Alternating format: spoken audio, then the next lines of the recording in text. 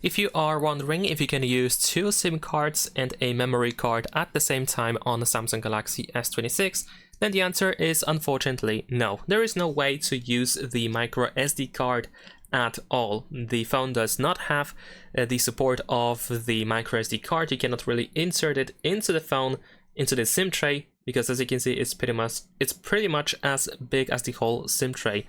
And you can use 2 SIM cards, however. So as you can see here, in my case, I have SIM slot number 2. On the other side is SIM slot number 1. However, this is of course not true if you live in the United States. Unfortunately, Samsung Galaxy S26 in United States usually has just 1 physical SIM card. So another disadvantage, of course.